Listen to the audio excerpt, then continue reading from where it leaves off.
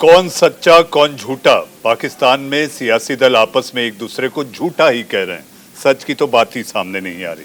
जी हाँ, जहां तक बात की जाए, हमारे साथ स्टैंड, पाकिस्तान का क्या स्टैंड है, इसको अंडरस्टैंड करने के लिए हमारे साथ मेहमानों का पैनल है।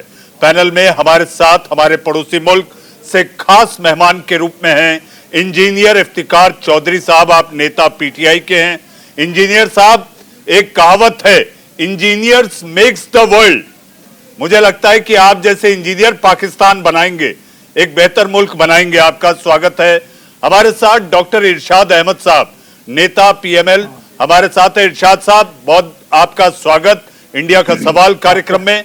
हमारे साथ हमारे अपने जनरल मां भारती की सेवा कर चुके ऐसे मेजर जनरल रिटायर्ड के सिन्हा साहब, जनरल साहब, आपका बहुत बहुत स्वागत। हमारे साथ जेके त्रिपाठी साहब, आप पूर्व राजदूत हैं, पूर्व राजनयिक हैं, विदेश मामलों के जानकार हैं और भारत पाकिस्तान रिश्तों को लेकर आपकी खासी पकड़ है। त्रिपाठी साहब, आपका बहुत बहुत स्वागत। और हमारे साथ हमारे अपने डॉक्टर एएस बहल, जी हाँ, आप भी पूर्व राजनयिक हैं, विदेश मामलों के जानकार हैं और बड़ी बारीकी से एक एक बात समझाने में आप कोई कोर कसर नहीं छोड़ते। डॉक्टर बहल, आपका स्वागत है। लेकिन इससे पहले कि मैं इंडिया का सवाल शुरू करूं, मेरे साथ इतना दमदार पैनल है, आप लोगों को सुनने के लिए लाखों करोड़ों दर्शक इस समय टकटकी लगाए इंडिया का सवाल कार्यक्रम देख रहे हैं। आप सबसे मेरी एक गुजारिश है, सोचे वही जो आप बोल सकें और बोले वही आप जिसका जवाब ले सकें, क्योंकि सम्मान, आपस में आदर और प्रेम दोनों जरूरी है। भारत पाकिस्तान के रिश्ते, मुझे ऐसा लगता है कि इस तरह की एक हेल्दी डिबेट के जरिए भी स्वस्थ हो सकते हैं। आप सबका बहुत बहुत स्वागत। सबसे पहले इफ्तिकार साहब, आपके पास आना चाहूंगा। फिर एक बार सुनवाई टल गई, अदालत को इतना वक्त क्यों लग रहा है जब सारी चीजें मर्यादा के तहत, जैसा कि आपकी पार्टी, आपके वजीर आजम ये कहते हैं कि जो हुआ आईन के तहत हुआ, तो अदालत को आखिर किस बात की झिझक? बिस्मिल्लाहिर्रहमानिर्रहीम। सबसे पहले तो मैं आपका शुक्रिया अदा करता हूं कि एक खूबसूरत आवाज के साथ बड़े प्यारे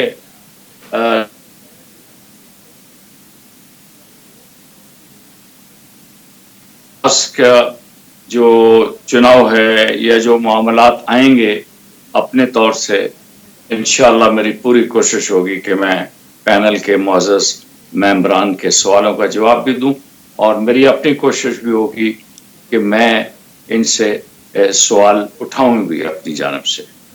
तो जहां तक आपने सुप्रीम कोर्ट का कहा है कि सुप्रीम कोर्ट को आखिर क्यों नहीं समझ, देखिए, ये पाकिस्तान की जिंदगी का मामला है। ये बड़ा इम्पोर्टेंट इशू है कि दोनों साइड्स, रूलिंग पार्टी जैसे हम रूल कर रहे थे और दूसरी अपोजिशन, दोनों पाकिस्तान की अदालतों के ऊपर एतमाद करती हैं और अदालतों ने भी जो देखना है मामलात को, उस पर गहरी नज़र रख के पूरे सोच विचार के बाद करना है। ये मुतालबा अपोजिशन का तो हो सकता है, उन बेचारों को तो ये चाहिए कि शेरवानियाँ सिली हुई हैं, तैयारियां हैं और इक़्तिदार में जाके मज़े लूटने हैं।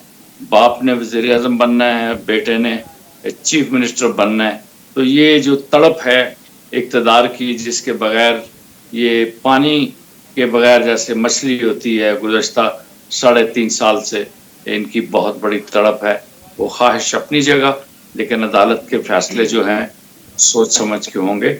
और मेरा ख्याल है जो आपने सवाल उठाया है उसका जवाब यही है कि अदालत सोच समझ के फैसला करेगी जी। और हम अदालत जी, इफ्तिकार साहब, अदालत सोच समझ के फैसला करेगी, लेकिन अदालत रोज कार्रवाई को मुलतवी एक दिन के लिए कर दे रही है। ये आएंगे आपके पास इफ्तिकार साहब। अदालत का अपना सोच, अपना निर्णय होता है और उस फैसले का इंतजार मुझे ऐसा लगता है कि पाकिस्तान की सियासत को बेसब्री से। इरशाद साहब, आखिर अदालत में फैसले को वक्त क्यों लग रहा है? शुक्रिया जी। मैं इफ्तिखार भाई की पहले तो शेरवानी की बात करूंगा, शेरवानी से शुरू कर लेते हैं आज।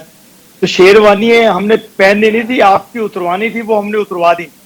आपकी जो कुर्सी जिससे चिपटे हुए थे एल्फी लग करके, एल्फी उखाड़ दी हमने।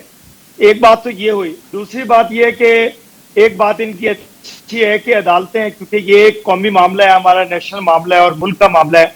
अदालतें सब कुछ सुन रही हैं, हमारे वकला को भी, हुकूमत के वकला को भी, वुज़रा को भी, सब कुछ सुन रहे हैं, क्योंकि एक ये ऐसा इशू है, इसने पूरी जिंदगी के लिए हमारे मुल्क की कालस मल दी है इस पार्टी ने। इस वक्त उसको साफ करना है। वो कलंक का टीका साफ होगा, वो ऐसे ही साफ होगा। जजीज इसको सुन रहे हैं और बड़ी एहतियात के साथ इसका फैसला भी उन्होंने देना है। इंशाल्लाह कल फैसला आ जाएगा 11 साढ़े 11 बजे, तो कुछ ना कुछ बेहतर होगा हमारे लिए। हम इरशाद यही साहब, चाहते हैं इरशाद कि साहब, हमें जल्दी नहीं है। जनाब नाइट इरशाद शेरवानी साहब, पहन, जनाब इरशाद साहब, मैं आपसे एक बात पूछना चाहूंगा, क्या आपको इस बात की जानकारी है कि कल फैसला पक्के से आने वाला है? जी बिल्कुल बिल्कुल, बड़ा एहतियात के साथ सुन लिया गया, पूरी जिरा हो गई केस पर। कल इंशाअल्लाह फैसला भी आएगा और रिलीफ भी मिलेगा इस मुल्क को, इस मुल्क की जनता को, इस मुल्क के पिसे हुए लोगों को जो 3 साल में तबाह हुए हैं, उनको रिलीफ मिलने वाला है कल इंशाअल्लाह थ्रू सुप्रीम कोर्ट पाकिस्तान। क्योंकि हमारी जो अदालतें हैं ये अल्हम्दुलिल्लाह इतनी बेहतरीन अदालतें हैं, इतने बेहतरीन जजेस हैं कि ये फैसला मेरिट पर करती हैं और इंशाअल्लाह मेरिट पर ही फैसला होने जा रहा है।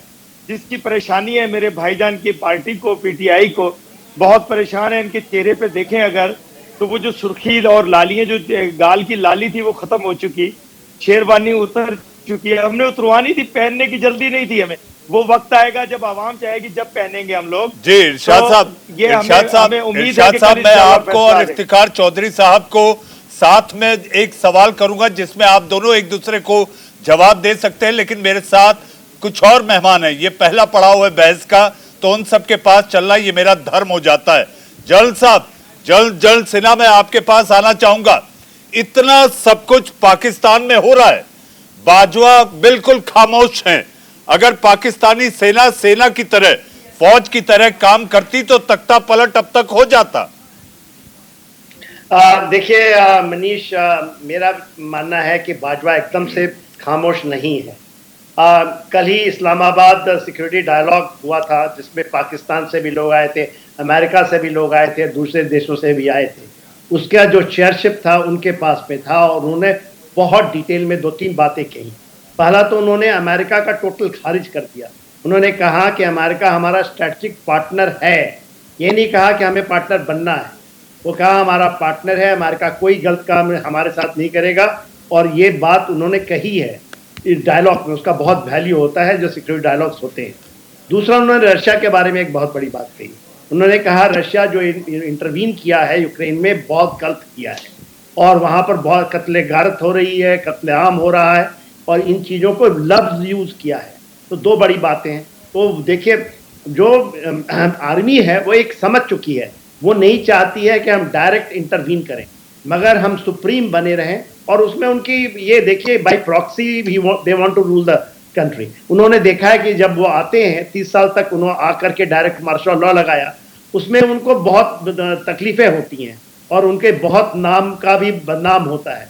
तो सब चीज़ आज के दिन में सुप्रीम है वो पीछे पर्दे में रह करके और ये कहना कि हम तो यहाँ पर जमहूरियत भी चलती है, आर्मी अपना काम करती है, मगर सब चीज़ वो चलाते हैं। दूसरी बड़ी बात देखिए, जो चीज़ है, पहली बार जो विपक्ष है वो आह्वान लगा रहा है आर्मी के ऊपर में कि डीजी ISPR जो हैं या बाजवा साहब हैं वो आए और ये कहें कि जो इमरान खान बार बार कहते हैं कि नेशनल सिक्योरिटी काउंसिल के अंदर में जो हुआ डिस्कशन के बाहरी हस्तक्षेप का, उसके ऊपर में तो उन्होंने कहा है, इसके ऊपर में भी बयान आ चुका है कि कोई भी जो वहाँ मिनट्स है उसके पास साइन नहीं हुआ है, आर्मी ने नहीं किया है उसके ऊपर इंडोर्समेंट जो इमरान साहब कह रहे हैं।